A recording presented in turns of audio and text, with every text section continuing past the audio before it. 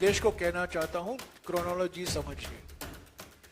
फरवरी 7 को राहुल गांधी जी की भाषण होती है लोकसभा में। 7 फरवरी को भाषण, 9 दिन बाद शिकायत करने वाले व्यक्ति अपने स्टे वापस लेते हैं।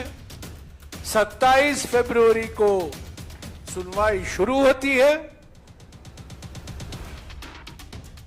17 मार्च को रिजर्व किया जाता है निर्णय और 23 मार्च को कन्विक्शन का निर्णय, डिस्क्वालिफिकेशन का निर्णय, सब डिस्क्वालिफिकेशन का निर्णय तो आज आया है, पर कन्विक्शन का निर्णय कल यानी कि 23 मार्च को आया। तो बुलेट ट्रेन से भी ज्यादा गति से चला है। प्रधानमंत्री बार बार श्रेय लेते हैं गति शक्ति के लिए, यह तो अति गति शक्ति है, गति शक्ति नहीं, अति गति शक्ति। देश भर में हम ये मुद्दा लेकर जाएंगे कि राहुल गांधी जी को जानबूझकर डिस्क्वालीफाई कराया गया है, क्योंकि पहले तो वो 2014 से मोदी सरकार के नियत और मोदी सरकार की नीतियों के खिलाफ अपनी आवाज उठाई। नोटबंदी के बारे में, जीएसटी के बारे में, निजीकरण के बारे में, विदेश नीति, खास तौर से जो क्लीन चिट प्रधानमंत्री ने दी चीन को जून 2020 को, तो 2014 से राहुल गांधी जी अपनी आवाज उठा रहे मोदी एक सरकार की नीयत और नीतियों के खिलाफ। दूसरा कारण यह है कि भारत जोड़ो यात्रा की सफलता से भारतीय जनता पार्टी घबराई हुई थी, परेशानी में थी। भारत जोड़ो यात्रा के दौरान कई प्रयास किए गए भारत जोड़ो यात्रा को, राहुल गांधी जी को बदनाम करने के लिए, पर वो विफल रहा।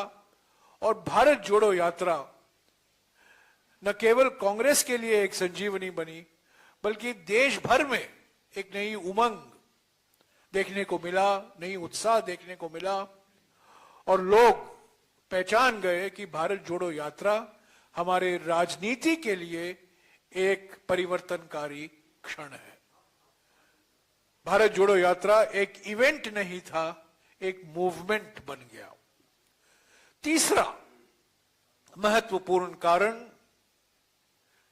जिसके लिए राहुल गांधी जी को जानबूझकर निशाना बनाया गया, क्योंकि वो लगातार और खास तौर से 7 फरवरी से पार्लियामेंट के अंदर उन्होंने अपनी आवाज अडानी घोटाले पर उठाई। 5 तारीख से कांग्रेस पार्टी ने रोज 3 सवाल पूछना शुरू किया प्रधानमंत्री से। राहुल गांधी जी ने 7 फरवरी को अपनी भाषण की, हालांकि ज्यादातर उस भाषण एक्सपंज किया गया स्पीकर से, और उसके बाद मैं गृह मंत्री का शब्द इस्तेमाल करना चाहता हूं। जरा क्रोनोलॉजी समझिए, जरा क्रोनोलॉजी समझिए। ये हमारे गृह मंत्री के शब्द हैं, और उसी शब्दों के साथ मैं आपको कहना चाहता हूं, देश को कहना चाहता हूं, क्रोनोलॉजी समझिए। फरवरी 7 को राहुल गांधी जी की भाषण होती है लोकसभा में। 9 दिन बाद यानी कि 16 फरवरी को जो कंप्लेनेंट है, जिसने शिकायत की थी इस भाषण के बारे में, जिसने आपत्ति जताई थी, मानहानि का केस दर्ज किया था, वो जो high court, Gujarat high court में उन्होंने ही स्टे लिया था, वो स्टे उन्होंने वापस ले ली। देखिए, ये अजीब है, हमारे कानूनी इतिहास में अजीब दास्तान है ये। उन्होंने अपनी ही कंप्लेंट के बारे में स्टे लगाई थी, गुजरात हाईकोर्ट से स्टे मांगी थी।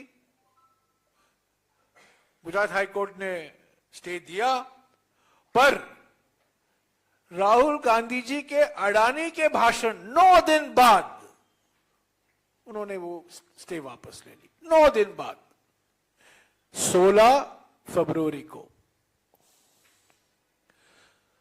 27 फरवरी को, क्रोनोलॉजी समझिए, 27 फरवरी को, यानी कि राहुल गांधी जी के भाषण के 20 दिन बाद सुनवाई शुरू होती है। चीफ जुडिशियल मैजिस्ट्रेट सुनवाई शुरू होती है। 17 मार्च को जजमेंट रिजर्व होता है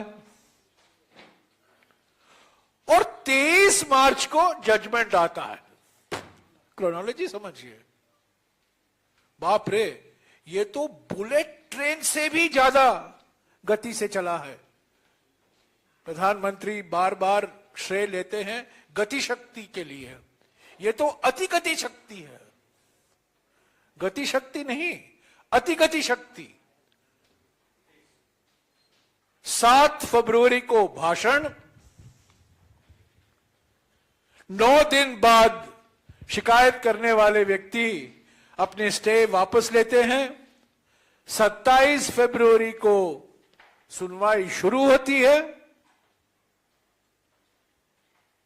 17 मार्च को रिजर्व किया जाता है निर्णय और 23 मार्च को कन्विक्शन का निर्णय, डिस्क्वालिफिकेशन का निर्णय, सब डिस्क्वालिफिकेशन का निर्णय तो आज आया है, पर कन्विक्शन का निर्णय कल यानी कि 23 मार्च को आया। तो ये 3 कारण हैं जो मैंने गिनाया आपको, जिसके लिए राहुल गांधी जी को कीमत चुकानी पड़ी, बहुत महंगा पड़ा। पहला, मोदी सरकार के खिलाफ अपनी आवाज उठाने के लिए, नोटबंदी के बारे में, जीएसटी के बारे में, चीन के विदेश नीति के बारे में, निजीकरण के बारे में। दूसरा, भारत जोड़ो यात्रा की सफलता के कारण। और तीसरा, अडानी घोटाले के बारे में जो उन्होंने खुलासा किया, और खास तौर से प्रधानमंत्री की भूमिका, प्रधानमंत्री की नीयत, प्रधानमंत्री की नीति, प्रधानमंत्री की दोस्ती, जिसके कारण ये हम देख रहे हैं अडानी घोटाला, जो LIC, state bank of India और जो सार्वजनिक वित्तीय संस्थाएं हैं उस पर उनको इतना नुकसान पहुंचा है। तो ये इन सब बातों पर चर्चा हुई और हम इसको एक आंदोलन, जन आंदोलन के रूप में आगे ले चलेंगे। न केवल दिल्ली में, पार्लियामेंट तो सोमवार या मंगलवार को खत्म होने वाला है, एडजर्न साइने डाई होगा, पर राज्यों में, जिलों में, ब्लॉक में हम ये अभियान ले चलेंगे। हमारे संगठन, डिस्ट्रिक्ट लेवल संगठन, ब्लॉक के स्तर पर संगठन, ऐसे तो हाथ से हाथ जोड़ो अभियान तो चल ही रहा है कई राज्यों में, पर उसके साथ साथ ये जन चेतना कार्यक्रम, संविधान बचाओ कार्यक्रम, अभियान चलाया जाएगा राहुल गांधी जी के डिस्क्वालिफिकेशन को लेकर। यह बात भी उठी कि कई विपक्ष पार्टियों ने आलोचना की है इस डिस्क्वालिफिकेशन का, और हमारी पार्टी ने इन बयानों का स्वागत भी किया। कल से शुरू होगा, आप देखते जाएंगे।